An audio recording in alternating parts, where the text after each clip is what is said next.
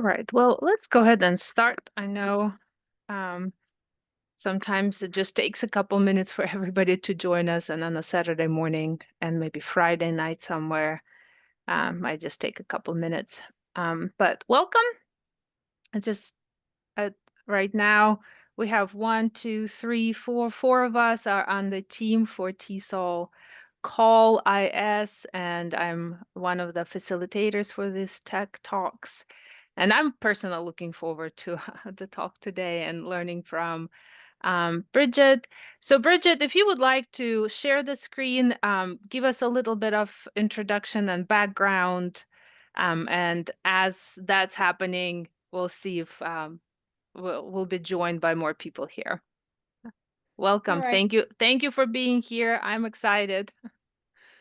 Thank you. Thank you, Lena, and thank you, Call IS, for organizing the series and for inviting me to share my experiences with virtual reality. So I am Bridget Schvarcz. I'm the head of the English as a Foreign Language unit at the Hebrew University of Jerusalem. Prior to that, I taught at an engineering college. This is where the study I'm going to talk about took place.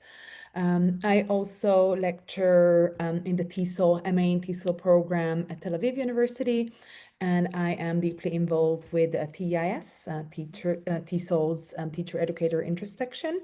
In fact, I'm chair-elect, so you might have seen me wearing different hats at TESOL as well. It's great to be here. Thank you once again for the invitation. Thanks to all those who joined us today live, and thanks to all those who will be watching this later. So today I'm going to be talking about virtual reality and language education, and in particular looking at the student perspective, their attitudes, their gains, both affective and linguistic gains, employing AI-driven insights.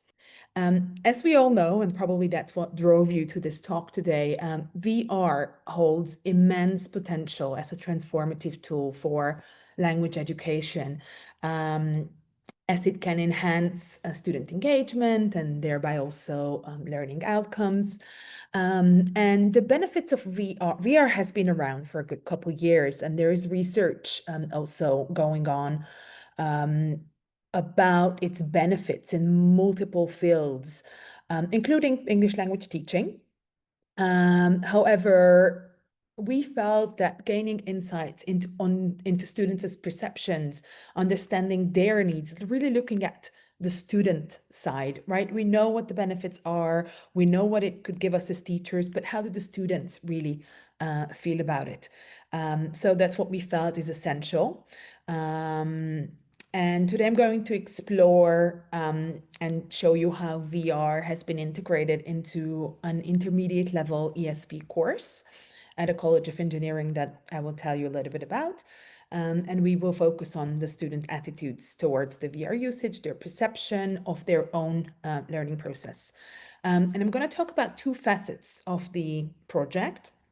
The first part is really going to be about a job, how we that's the TESOL part, how we incorporated VR in a job interview preparation unit, career readiness. But I will also share some insights from a study that followed this VR experience. And not only VR and tech, but also we employed natural language processing, AI, hence the AI driven. We employed natural language tools to extract students' emotions, sentiments, anxiety. So it's going to be multiple layers to this talk, so please bear with me. So let me give you a little bit of a background on the context. So just up until last year, I was the head of English at Afeka College of Engineering, which is a relatively small size college in Israel. This is considered a mid-sized college. But if we think in the perspectives of the US, this is probably considered a small size college. It has around 3,500 students. Most of them are undergraduates who have to take English in order to be able to graduate. They have to reach a certain level, and hence they are taking the ESP courses. And I was lucky enough that the raison d'être, the vision of the college includes equipping future engineers with, yes, of course, the disciplinary knowledge. If you're going to be a mechanical engineer or a computer scientist, yes, you need to know your trade. But they also put high emphasis on crucial skills in today's high-tech industry, such as effective communication, global competence, teamwork, and also English language skills. So I was really lucky that I received a lot of support from the college, that they do realize that in our context, the high-tech industry really uses English on a daily basis, even though English is not the language of the surroundings, but high-tech really happens in English, including email communication with the person sitting next to me. Even if you speak the same first language, everything happens in English at work. So the college really realized this, and they were immensely supportive with English language learning at the college. So with this rationale in mind, employing the students with all the different skills, effective communication in English, we employ the progressive pedagogies and learning materials to target real life applications and career readiness. And as such, we designed a job interview module that was part of it, was a unit. It was more or less almost a third of the course. We did also other things throughout, but pretty much in the third part of the semester, the first third of the semester, we worked towards how to succeed on a job interview in English. I already mentioned that the high-tech industry in Israel is in English. And oftentimes job interviews also take place in English because they really want to make sure that they are hiring somebody who has the English skills required to survive in high tech. So our module that we designed follows a communicative task-based approach and really targets all four skills. And it has two key phrases. It has guided preparation. So first, students are engaging in reception, reading sample interviews, listening to audio visual materials. It also has a production phase where they answer in writing sample interviews. And it also has a live performance. So the next phase is really a live performance phase, which is a production in the format of a VR workshop. I'm going to give you all the stages and what we do and how gradual this guided preparation is. But we also have an assessment component at the end of the unit, an oral interview simulation, which is graded with a teacher. So if they study with me and their teacher, then comes an assessment phase and a different teacher, just to make it even more real life based. So for example, my students would be interviewing with Elena, and Elena students would be interviewing with me, because when you go and interview, you would be interviewing with a person that you don't know. So this is how we do it. So we have a number of sessions. This usually, we meet the students for 4 hours a week for 12 weeks, sometimes 13, depends on how the semester sort of comes out. So it's a total of 54 hours. That's what we have in one course with the learners. And out of this 54, about 20, 18, 20, that's what we devote to this entire job interview module. So first of all, we really build it up literally by seconds and what happens in the interview minute per minute. So we really start out with an icebreaker with certain sentence frames that the students just fill out with their own information. Some of these sentence frames and some of these sentences will later come back in the writing that they would have to do. And then we start out with the first 7 seconds. What happens in an interview? How to make a good impression? Do's and don'ts of job interviews. And then from 7 seconds, we move up to 1 minute. Small talk before they even ask you a question. How to do effective small talk. How to engage in effective small talk. Then we target the question of tell me about yourself. We had a career center at the college, and here in the middle we have Karina, who came and spoke to every single class, giving tips on what to do. So it's not just us, the English language educators, but also the Career Center comes in and gives the learners exposure. First of all, that yes, there's a Career Center, we can help you find a job, but also we can help you prepare. So they are also embedded into our classes. Then at that next stage, the students are writing paragraphs, just free writing, answering a number of questions. Here we are, answer 10 of the following questions. Why have you chosen to study these fields? Tell me about your military service. What's your greatest accomplishment? So we just let them write whatever comes to their mind. And then we teach them the STAR technique. I don't know how many of you are familiar with the STAR technique. It's an interviewing technique. Basically, you have 90 seconds to answer a question through a story. First, you prepare your stories, of course. You have to prepare a couple stars, a situation, right? Giving the context, the background. What was your task in the situation? What did you do? What's the action, right? What you did and how, and then what were the results? So basically, framing your answers to the questions that you might get at the job interview in terms of these stars and situations. It's a great technique for any job interview. So once we have learned the star, the students are rewriting their answers and they're coming to the job interview and the VR simulation having a couple stars ready. They get a sheet of 17 most common job interview questions that we devised together with the Career Center. What are the 17 most common job interview questions in engineering?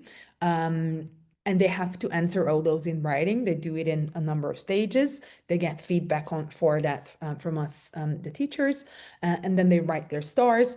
And once they are ready, they actually come with their little sheets to the VR simulation, having answers written. We recommend that they answer 10 questions.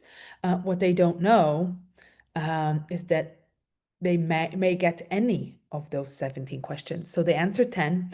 They come to an in-class kind of preparation where they ask each other questions and they realize, oh, that they got a question that they haven't answered. So they quickly realize that they're better off. They only have to hand in 10, but they realize very quickly that while it is a choice, in real life, it is not really a choice because they might get more than the questions that they've answered. So they really get to the VR simulation having answered, having written answers that they've received feedback on. They come to the simulation having their answers more or less ready. Once they have finished the VR simulation, I'm going to focus on the VR and I'm going to show you some samples as well. But only after that, we have a graded job interview assessment simulation with the teacher. So they prepare gradually and they go through the simulation, a very intensive 4-hour simulation session. And only after that, in the next session, they get the graded oral assessment. So I'm just to give you a few samples, right? 5-question interview, getting to know each other, work in pairs or in breakout rooms, interview each other. We are back to frontal teaching. So all these classes are frontal at this point. Right, I'm studying this because what's your dream job? I would like to be because, right? So they get these frames, they go into breakout rooms or they work in pairs and then they introduce one another. Also a great way for me to check whether they have mastered the present simple, he, she, it, verb plus s, and that they're talk about somebody else, they are using the correct form. Here we are, some listening for the first impressions. I usually do this in the very first session, even joking with them, I'm in this class, you have heard me talk for about an hour. What do you think about me right now? But in fact, you haven't formed your first impression now. You formed your first impression in the first 7 seconds. When I walked in, I do this little quiz. How long does it take to make the first impression? They don't really know. They learn it from this video. There's this great openly available YouTube clip, 12 things that ruin a first impression immediately. And then we are discussing we're having a little discussion in class. Reading, we work with Burlington English in partnership with the college. Lots of vocabulary exercises, pair work, open class. So it is really built up. Writing, listening and writing here as well. Most common interview questions. There's another great open access job interviews series of clips by Rachel's English. She gives tips on basically every single stage of the job interview. I personally use it just for the small talk section because I choose to work with on the questions differently than the way she does, but it's really there. And then the most common interview questions, they are available in the Students as L1, but we translated and adapted them. So they answer a 10 out of 15. Now it's already 17. We added 2 more. They receive corrections, interview each other's in pairs, and then they get to the VR workshop. We work with a local company called VRGo, but they are using the software of virtual speech. It's a British company, and it's a program that uses fully immersive VR systems with these head-mounted displays that completely cover the user's field vision. It's actually quite amusing that students, come to the VR simulation with their little sheets of paper or their tablets. It's all tablets now, but they have prepared the answers, and they're sitting there and they're reading, and they put on the goggles and they realize, oh my God, I cannot see my notes. So then they take off the goggles, and then they take another 10-15 minutes just to go over all of their answers, and then they put it back on again, and then they basically get into it. So they really get a comprehensive sense of immersion. And it's really real. I'm going to show you a short clip, what actually students see when they put the goggles on. So it's a workshop of 4 hours. And what is very interesting, that the content of what they are seeing and the situation and the simulation was customized for the purposes of the class in advance. So the job interview that they were experiencing featured the exact same questions that students had worked on during the guided preparation phase. So they come to the VR workshop and they're being asked the exact same questions that they answered. And lately, because the program also evolved, so they answer these questions, and then there is a free conversation based on their input.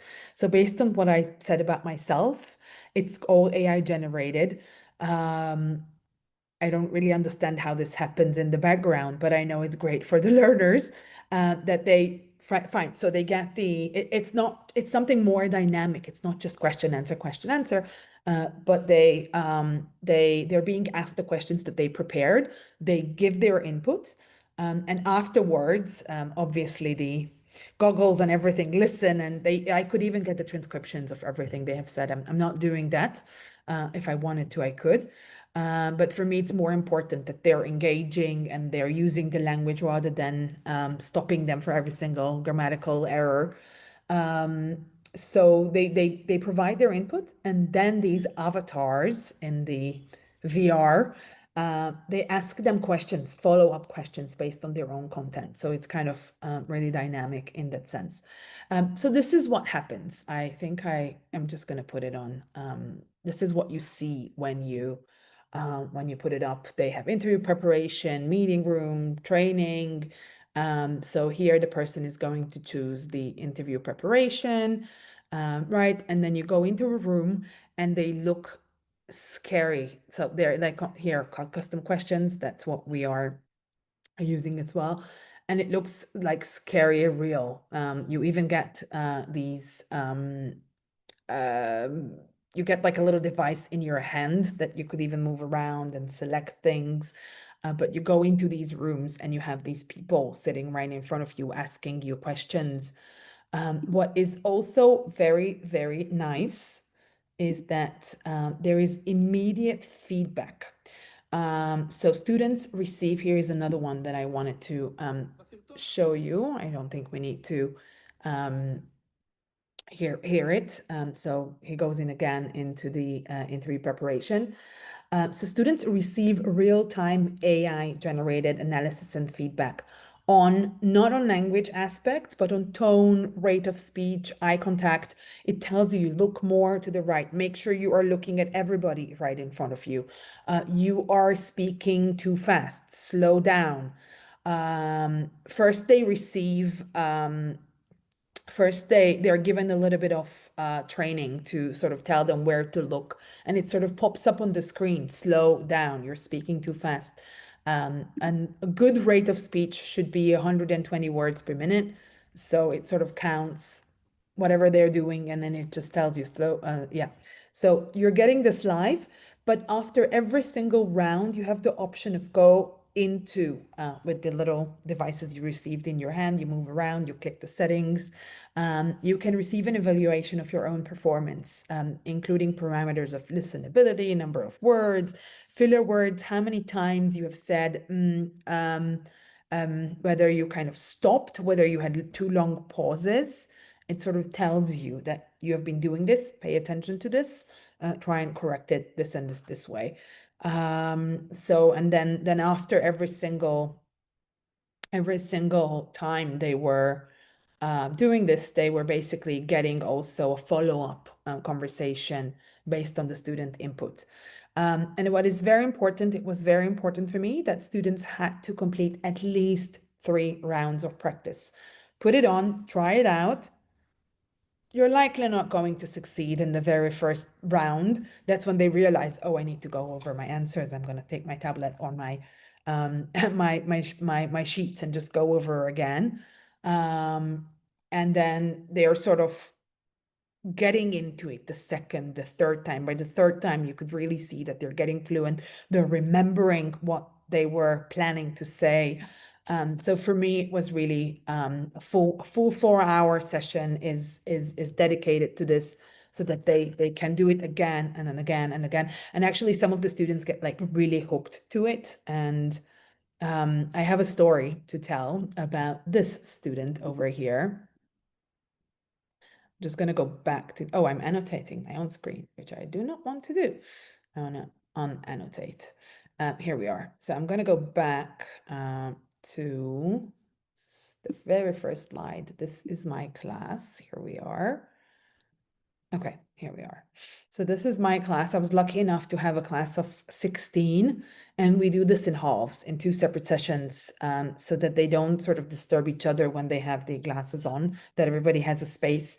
These devices are very sensitive. They pick up whatever somebody next to you might also be speaking. So here is this person in the wheelchair, the student in the wheelchair. I never heard him speak in class. I really had to like call upon him and please excuse my language. He put on the goggles. He did not take them off for 4 hours, and he did not shut up. He was just talking all the time. So I think this was one of the biggest anecdotal successes here, that even those learners that we don't necessarily get to throughout the course, they are getting their own kind of, they're getting their own opportunity to speak and use the language. So let me just show you actually these we could hear. So these are some of the learners. So this is what happens in class. They have to be like far enough from each other. Right, so you could see that they are, this is our president. I'm going to stop this one. One of the things that I learned was this one, and also mathematics. So I understand that maybe I have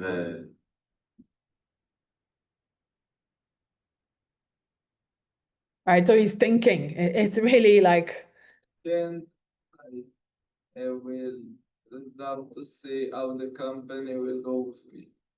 so I mentioned that this was a college that, this still is a college that's very tech oriented, and it's an engineering school. So, and Word really spread that I'm doing these cool things. So even the president came, and the president of the college came and visited one of the sessions, and he really wanted to try it out. So here he is. All right, let me move my slides. Here we are. So this was the assessment component. Basically, we following the VR simulation. We also have 10-minute interviews with them where we ask, they don't know this, but we tell them that they do know that they're going to get 5 questions. One of them is small talk, technically. The second question is tell me about yourself, and then they're getting 3 random questions from the list, and we grade them on content, interaction, grammar, pronunciation, fluency, and we include some comments for one another. And here is another success story. Oh, sorry, the file. Okay, I am not, here we are. This is a student. I'm not sure why I cannot link this, but here is another student who basically, not sure why I cannot play this, but I will just tell you about it. She programmed her own Alexa Siri at home, the Google Home thingy, to ask questions, ask these interview questions. So she recorded herself doing this presentation. Well, all these future engineers, they know how to do these things. Min, is that a question? You feel free to, we're not that many. So if you have any questions throughout, you're welcome to just unmute yourselves. No. It was a kind of mistake. Sorry about that. Yeah. That's all right. That's all right. Yeah. So all these future engineers know how to do these things. So I want to talk a little bit about the benefits and things we know from the literature, and then I will move over to our study. So these were pre-designed materials and scenarios in the interview, pre-designed materials in the sense that the program was an existing program and they fed into it our questions, our interview questions specifically for our purposes, for mechanical engineers, computer engineers, software engineers, whatnot. And it really offered them an enhanced simulated environment for exposure to the target language in a real life based scenario. They are in a job interview the moment they put it on in English. So there are numerous benefits and affordances. I like this authentic learning context, real world application, active engagement. So they had to kind of be there and interact with those avatars and use the language, thereby also ameliorating their communicative abilities, listening, of course, speaking, vocabulary enhancement. And it's all personalized. They're talking about themselves. Every single student has their own personal input. They are telling their own story in this job interview. So some things from the literature. So VR really allows learners to practice language skills, again, as I said, authentic, meaningful, real life scenarios. Students experience the realistic simulation of a job environment. And this provided them with a better understanding of what an actual job interview is and what their role as an interviewee is and what it looks like. They're not interviewing with me in the classroom setting or with another classmate, but all of a sudden they are dropped in this business meeting room and as if they are doing the real deal. So here we are again, this sort of helped us to bridge the gap between the classroom learning scenarios and real world communication. Again, as I mentioned, communicative abilities, listening skills, vocabulary, there's lots of work done on ELT and VR. It also helped us, assessing the students' skills and abilities given that feedback, right?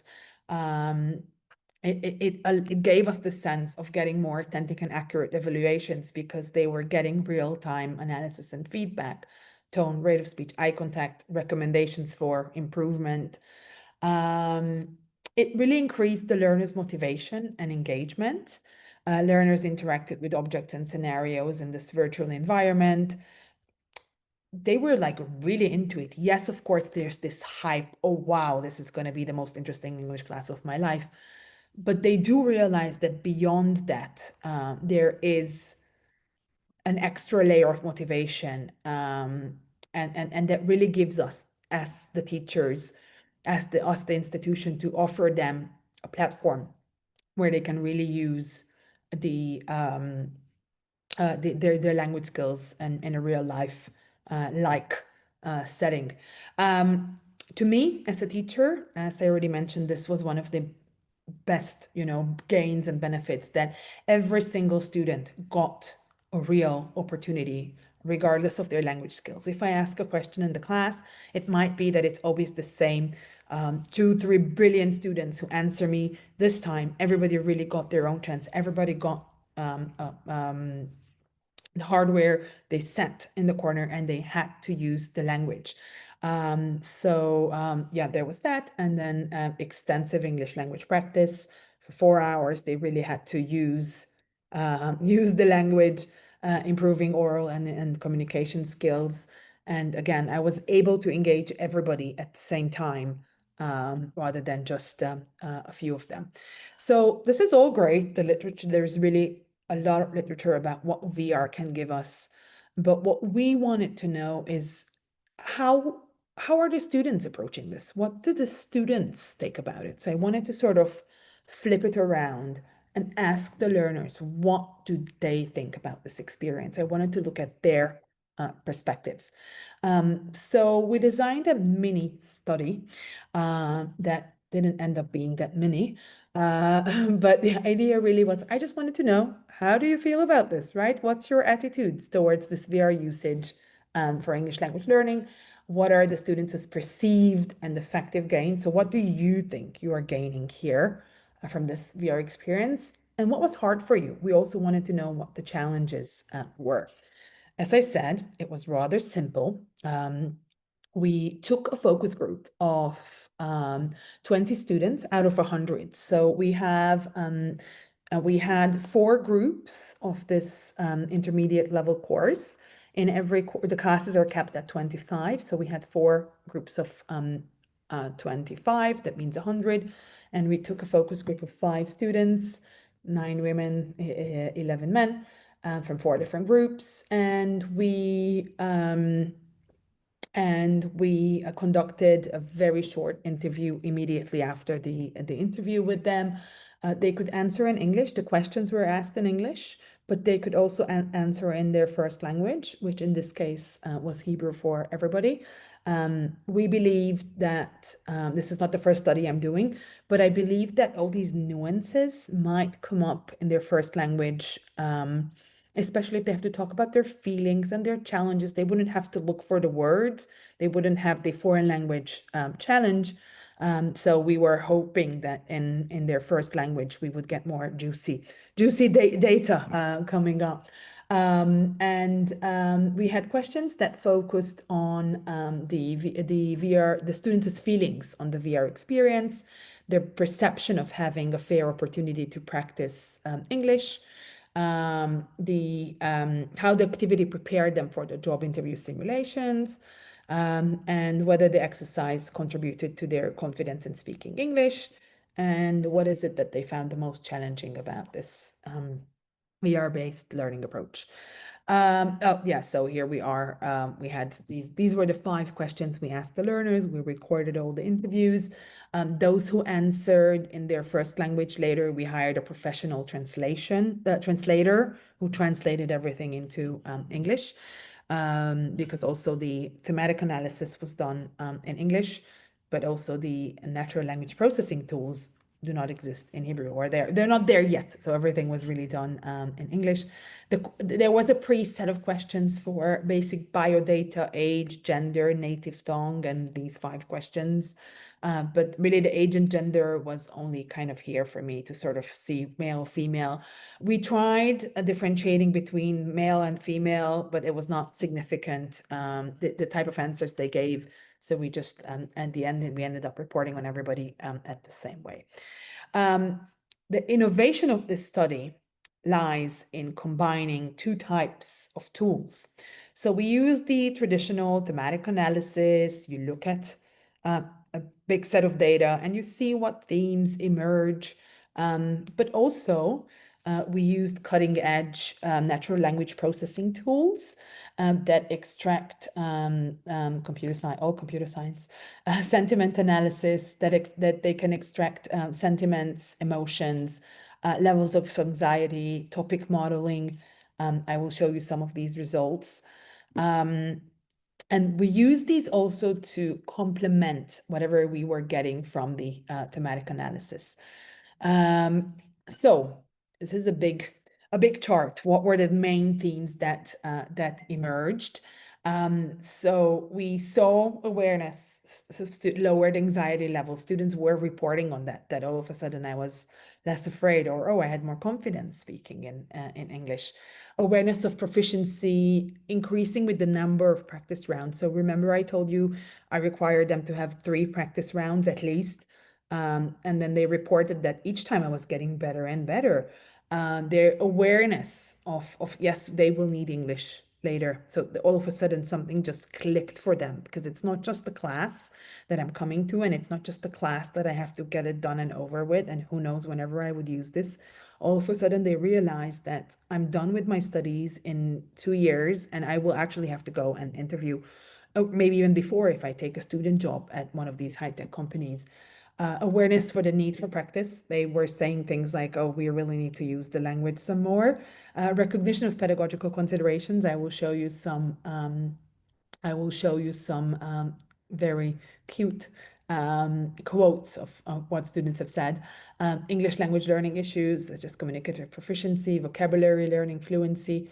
And we had 2 types of challenges, things that related to VR, to kind of talking to yourself. These are not real people, and yet you're still doing it.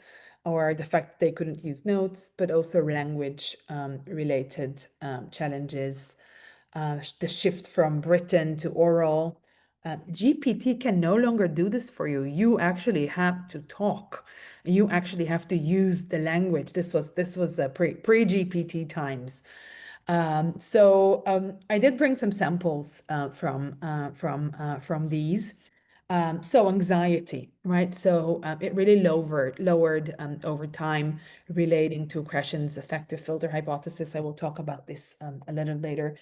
So students said things like, at first I felt little pressure, like it was a really good simulation, and just with every single simulation, I could feel that I was getting better.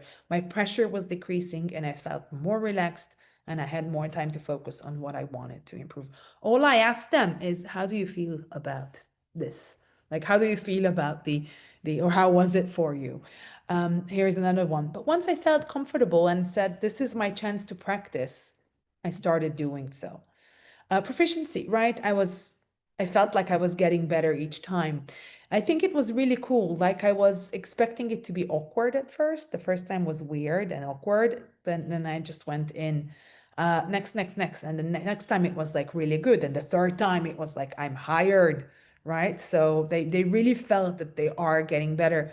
And we may not have as English language educators, we may not have the time for this in class, or they might not get into it kind of psychologically, like, oh, I have to do this again with my partner. But here they were, of course, they were getting the feedback, but they were also feeling on themselves that they are improving and they are getting better.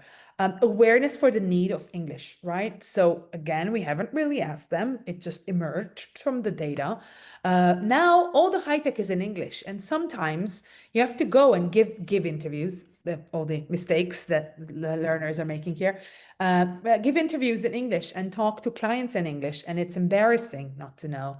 That really brings you to the atmosphere and the understanding that you have to know English. So these were really things that they kind of realized through this. Obviously, one class and one VR simulation is not going to all of a sudden change how they think about the language, but maybe it was, one drop in the ocean that may make a difference.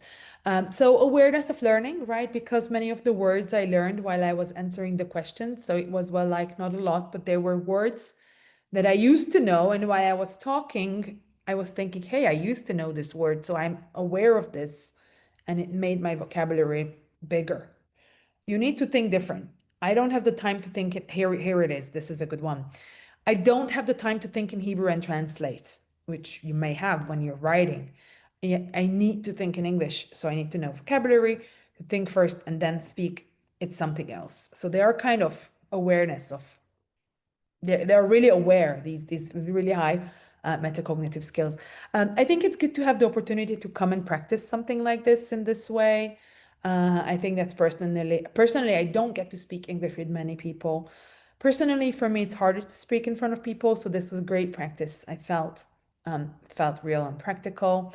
And somebody even said, you should keep doing this because it shows us, right? That they told me that we should keep doing this, right? Because it shows us what level we are, and it gives us feedback on ourselves and where we want to go. And then they're even giving me tips, since you let it was good because you let us hand it in first. Maybe we could go over and read. So that they were even sort of recognizing those pedagogical considerations that I had there. Challenges that came up again, as I mentioned, the fake people idea. It was hard for them. But you see, I saw a cartoon character and it's not a person and it takes time to open up, or it's a bit strange to talk to yourself. And things came up under challenges like facing the English language. In general, these are questions that are difficult to answer in Hebrew. So now you have to do it in English and you might find yourself silent. So it was not all flowery and it was not all great. They do recognize and they did mention that they had these challenges as well. We did the simulation in writing, but then it was more challenging to speak. Of course it is.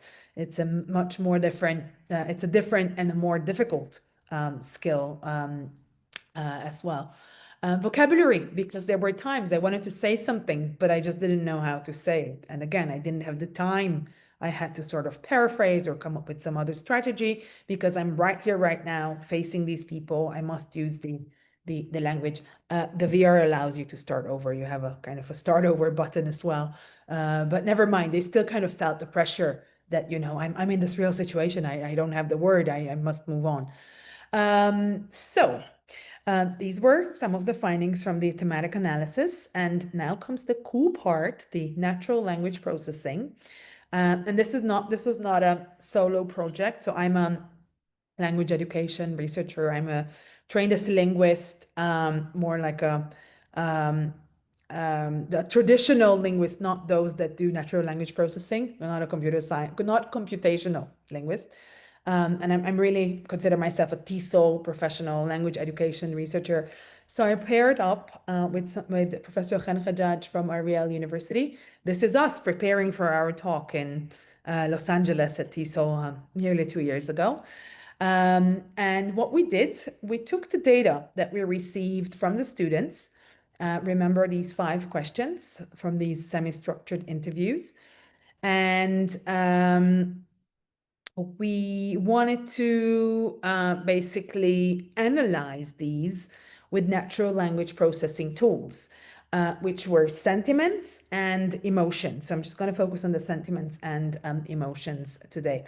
Sentiment analysis is the process of determining whether the expressed opinion in a given text is positive, negative, or neutral.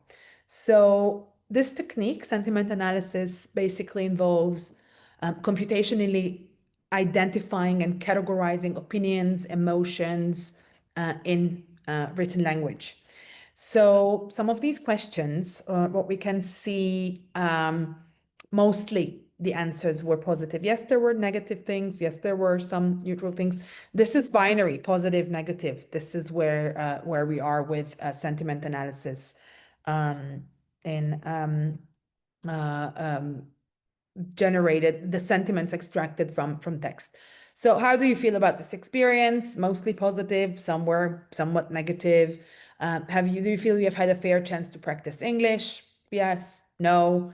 Again, it was just 1 4-hour session that we, of course, prepared for 4 sessions before that. But still, they kind of want more. If they feel they haven't had a fair chance, maybe maybe it is a good thing for us because they want more. Does this activity prepare you for the simulation, the graded one, or generally for life? They are positive about this. Do you feel that this exercise contributed to your confidence in speaking English? Yes, no. This is an interesting one. What do you find most challenging, if anything? And here we got some negative sentiments. But just the word itself, challenge, is associated. Its connotation is something negative. So the fact that actually the sentiments extracted by the computer were negative is really given the fact that challenge itself and whatever students would be talking about here would be more things that we're not so comfortable with, things that we are more negative about. One more beautiful violin here. These are violin, they are called violins, violin plots. So basically, we categorized opinions and emotions, and it's in Python, and it's called text blob, and it's sentiment polarity score, and to each input ranging from -1 to +1. So this is basically, these were the distributions of sentiments in the different questions. So question 1, question 2, question 3, question 4.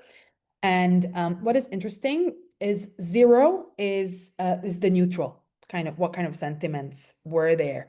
+1 go towards the plus end, it's the positive feelings, and towards the -1, it's the negative feelings. And what's interesting to see here, basically, that the mass of the distribution is around the neutral, and then it kind of goes towards the positive end. So really the mass is really towards where these get fat, that's towards the neutral. So it was not something traumatic for them, and if anything, it kind of goes towards the pluses. I want to show you for another 5 minutes some of the interesting data from emotion recognition. These are again models in Python, and some of you might be familiar with from psychology from Plutchik's Wheels of Emotions.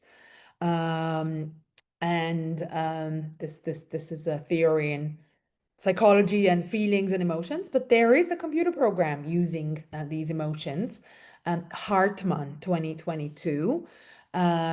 It's a model in Python that is able to extract 7 types of sentiments: anger, disgust, fear, joy, neutral, sadness, surprise. So you feed in the data to this program, it runs, and it basically picks out these 7 sentiments.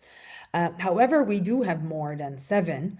So what we did in the study, we decided that we're going to employ 2 models, not just one. So we have Hartman, who the model that is able to pick out 7 labels, but what it does is only one emotion per input, 1 per input. And it's easier to interpret. It runs also quicker. Again, I'm not the computer scientist, but the Lowy model is a much bigger model. It takes a lot more time also to run. But it really gives us a more it has 28 labels, 28 types of emotions. And what's interesting, that it gives us a more nuanced combination of emotions. It's not just 1 per input. We can feel multiple things at the same time. So this is really more expressive. So let me show you some of the emotions that came up. How do you feel about this experience? And what we could see, that the majority, if we just take Hartman, the basic 7, we have joy. That's kind of like that's the really winning, most common emotion. And with Hartman, where we have a broader set of emotions, the most common was admiration. It was like, wow, or approval. Even joy kind of came up here. Curiosity, a little bit of embarrassment, realization, a little bit of fear and disgust here as well. But that's okay. I would be worried if everything was just happy, happy, joy, joy. So it's a very nice distribution in that sense. Do you feel like you have had a fair chance to practice the English language? Approval, neutral? No, not really. Neutral, also joy. As I mentioned earlier, it was a one-time simulation with the VR. Yes, I'm sure they would be very happy to have a whole course just wearing those VRs, but we also need to do other things. So how does this activity prepare you for the job interview or generally for life? Mostly, again, also here we see neutrality, and it was the second neutrality was the second most common for Hartman. Interestingly, right, and there was also a joy category here. Yes, it was good for me. Approval. Do you feel like this exercise contributed to your confidence? Yes, no, I'm not that confident. I don't know, I'm not sure. With the fear, joy, yes, approval, neutral. And again, what did you find the most challenging, if anything? Remember, when we looked at the sentiments, it was mainly negative. Here, when we look at the challenge, it's neutral. And then, of course, we have all these negative things because they had to talk about annoying experiences. But the great majority is maybe it was not that difficult. Right? Most of the participants did not find these challenges overtly difficult or burdensome, which is, I think, is very, very interesting. So to sum up and talk a little bit about implications for English language teaching, what we saw here that VR really has some kind of transformational potential into language learning, particularly for career readiness. I used this was, as I told Elena when we met a couple minutes before, for me, this was kind of like a niche thing, that this was for career readiness. They designed the software having our questions in it. So for me, this was really good for career readiness in that sense. The real-time AI-generated analysis and feedback not only enhanced the students' presentation and interview skills, but also it boosted their confidence in speaking in English. There was a very high level of metacognitive awareness among the students. Their answers sometimes were so sophisticated. You saw some of these quotes. We never asked for these things, and yet these things kind of surfaced when you let them talk about their own experiences. Yeah, so we saw the increased confidence levels. Many students also reported lowered anxiety levels while they used the VR. After all, they are speaking to avatars and the stakes are not that high. It really helped them alleviate the fear and stress associated with speaking a foreign language. I can make all the mistakes. It will just tell me what my mistake. It will just write on the screen. You just made a mistake. It will tell me to speak up. It will tell me to slow down. It will tell me that I used too many filler words or too many ums here and there. So it really kind of suggests that the VR provided them a safe space for English language practice.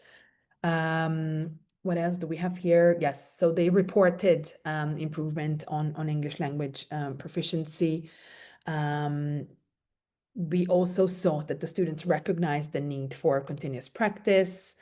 And it was also sort of a kind of a growth mindset comes through that this acknowledging that yes, that we need more practice.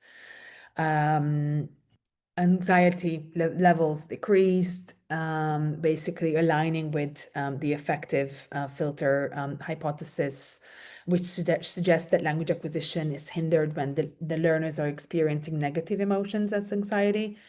And this is basically corroborated by the low number of negative sentiments and subjectivity found in the NLP analysis. So even NLP here comes, yes, they told me that we were less afraid of using the language, but also the NLP comes and tells me that whatever they were telling me, they were also, that also confirms that there were that the emotions were mostly positive. The most negative was really being neutral. So really, really comes to show us that VR maybe has the potential to create a more comfortable and co-inducive environment for language learning by potentially lowering the affective filter and promoting increased language output and engagement. So perhaps we could facilitate language learning processes with VR. And yeah, I believe it was a very interesting learning experience for me because I come from traditional linguistics, and then all of a sudden we have these cutting edge computer science tools that could analyze language here. So I think in the future there would certainly be a space for leveraging these tools to further refine and personalize the not only the learning but also the way we analyze these processes. Thank you very much. That is, I hope I did leave a couple minutes for questions, but this is my email. If anybody wants to reach out, I'm happy to continue the conversation. And I'm definitely here for questions. Thank you so much, Bridget. This was so informative, so interesting. Thank you for pioneering, right? Before the talk, you and I were talking about how VR became sort of a hot topic about 7, 8 years ago, but yet we don't know as many people, as many professionals using it. So thank you for kind of stepping into that field, exploring, sharing your experiences with us. So now, yeah, we have some time for some questions. You can pose them in chat or unmute yourself. I do have a couple of questions. First of all, did the president enjoy the VR set? Oh yes, absolutely. He put it on.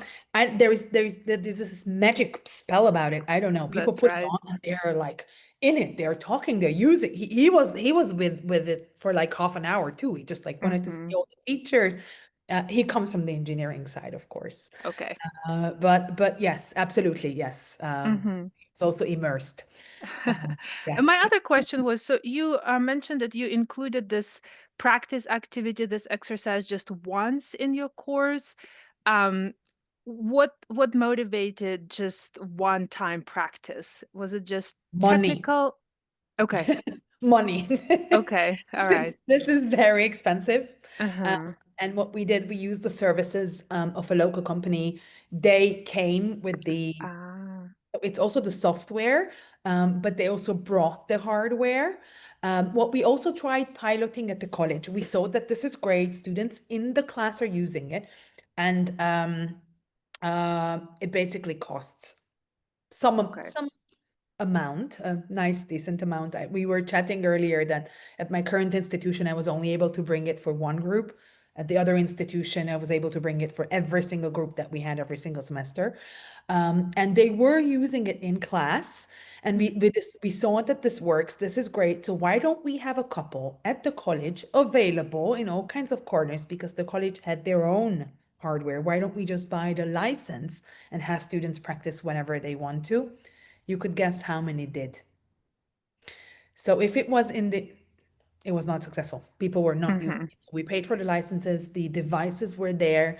Students had to kind of request access to these rooms. Mhm. No, it was not No. successful. So once it was in the format and in a framework of something structured like a class, it was great. But then I needed 25, right? Mhm. Because I need the set for everybody in my class, and there were not the college didn't have 25. So this is why we required the services of that particular company that came with the software installed, with the hardware, with the goggles, and that was already significant sum each time. So Mhm. hence we could only do it once. And this really fit very well into this career readiness, into the interview. You know, we prepared for it before you come for the graded part, come and practice some more. We also tried experimenting with the same company for presentations when students have to give presentations. So they also have a presentation module. Mhm. Um, there it might not be justifying the costs because for a presentation they were not practicing that many times. So we Mhm. tried it out, and this is really where it really fit and worked well, and they made use of those 4 hours, practicing more and more and more and more and more times. They also had an elevator pitch, was for the tell me about yourself. So there were different features, not just the actual interview questions. Like you're in the elevator with somebody, it goes up, you have 1 minute to sell yourself, Mhm. your tell me. Do that a couple times until you kind of really get it done and it could flow without any issues, or that you're not stuck. You can talk about yourself continuously in 1 minute. Thank you. I think Min had a question here. She Yes. would like to learn a little bit more about the student training Alexa. I am not Um, sure why it didn't play, but I could go back and look it up Or from maybe just give us a few more details about the outcome So, of that experience, or yeah, what so exactly the student did. every teacher applies this a little bit differently. So one of my colleagues, she basically told the student told the students go home and practice. And what the student did, you can feed. Again, I'm not sure, these are engineers. These are the engineers of the future. So basically, she fed her Alexa. And let me try and find it for you, because I think I might have it in another presentation on my computer. What she did, she basically gave those 17 questions to Alexa in some kind of program in the background. And then Alexa randomly asked those questions, and then she answered them. So she put her phone kind of right there in front of her, clicked it. Alexa over here was asking the questions, and she answered the questions. Again, I'm not very techy in that sense, but I do believe it is possible to do that. Let me see if I can play it in this video. No, I can't.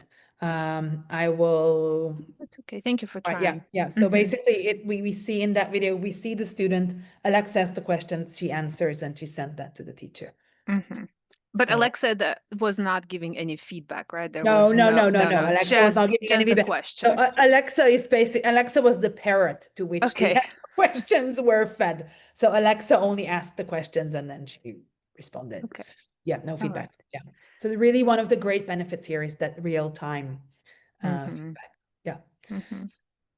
Thank you right. for a mini comment, Elena. I see it here. Yeah, it's never mini. You think it's mini and then it's That's not right. over. That's right. Right. All right. Thank you so much. Are there any Thank other you. questions? Thank you. Thank you everybody for joining us on a Saturday morning. We appreciate your participation, and the link to the video will be shared with our TSOL community and on YouTube channel. So thank you so much, everybody. Have a great day. We'll see you in our Thank you future so much. Tech Talks. And if anybody here is willing to present or has a topic, let us know, and we'll be happy to learn from you as well. Thank you once again for the invitation, and thank you everybody for coming and listening. It's good to be here. Thank Have you. a happy Saturday. Thank you so much, everybody. Thank you. Bye, everybody. Bye bye.